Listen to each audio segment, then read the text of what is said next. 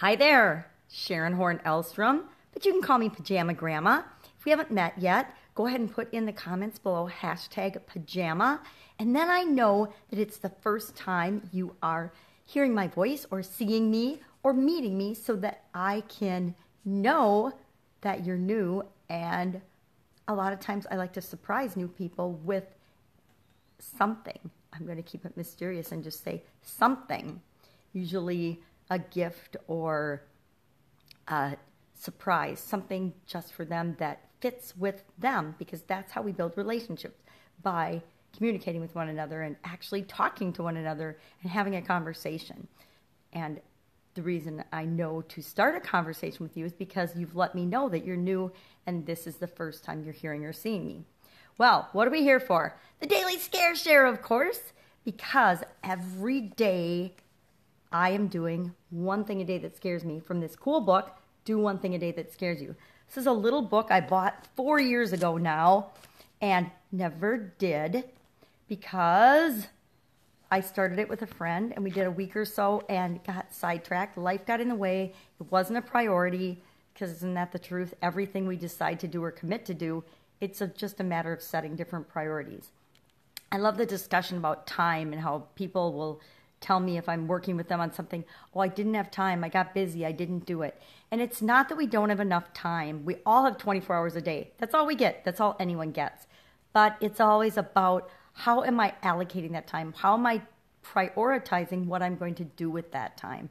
And that's always our own decision, and it's up to us to decide how we're going to do it. So I didn't allocate any time to doing this book back then because I let life get in the way and I let other things take priority. And that's perfectly okay. But this year, I started to get into a rut. And actually, I probably started to get into the rut a long time ago. But this year, my daughter brought it to my attention and saw this book on my bookshelf and said, Mom, you might be in a bit of a rut. And I think she said it nicer than that because she's very sweet and eloquent, much more so than her mother.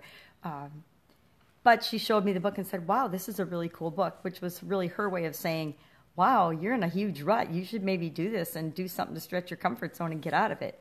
So I did. I took up the challenge, and today is day 156.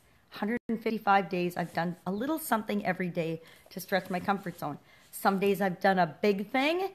Some days I've done a little teeny tiny thing. And I suspect there's a day or two I'd have to go back and read my notes or listen to the videos that I actually planned to do something and I didn't do it because life got in the way, something happened, something was a higher priority, and that had to take precedence over what I had originally planned to do that day. But if something got in the way, it was probably something that had a high urgency or a high importance, therefore it had a higher priority, and that probably stretched my comfort zone as well. So I feel comfortable saying that for 155 days so far this year, I have done something every single day to stretch my comfort zone. So get to it already, Sharon. What is it for today? We want to know. Today is a sayings day. I love sayings days because they make it so much easier for me to think about, well, what can I do today to stretch my comfort zone? What can I do to move me closer toward my goals, my objectives, the things I want to create in my life? So I can actually read this one without my magnifying glass. However, I can't read who said it without my magnifying glass. So it says today, when you win, nothing hurts, by Joe Namath. Joe Namath said that. And of course, we know he was a famous quarterback. I believe he's still alive, but don't quote me on that because I could be wrong. But Joe Namath was a famous quarterback. I don't know anything about sports, but I do know that because I remember him playing football. He was quite handsome, so, you know, some of us like to watch quite handsome people play football, even if we don't care about the sport. That was back when I was younger. Now I really don't care about football. So it says, when you win, nothing hurts. I will contend, when you win, it feels really good, but you don't really necessarily learn anything. At least that's been my experience.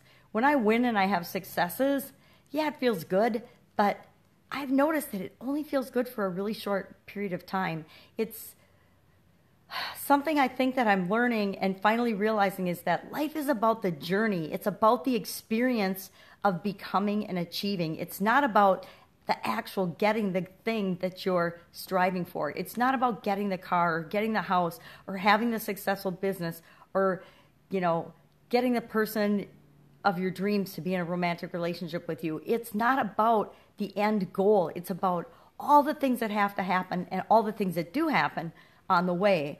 And a lot of those are things that don't work. A lot of those are things that we consider failures or other people would consider failures.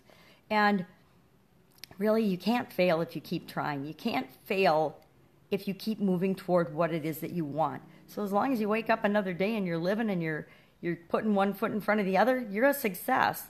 And so life is all about how I'm experiencing the things that I'm experiencing and how I'm feeling about that.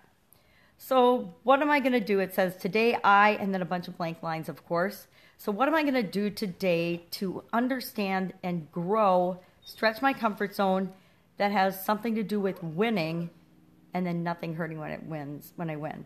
Well, what I wrote down is winning is, to me, giving my best and experiencing every day to the best of my ability as me. Showing up as myself, being me is, I think it's the biggest challenge for a lot of us every single day.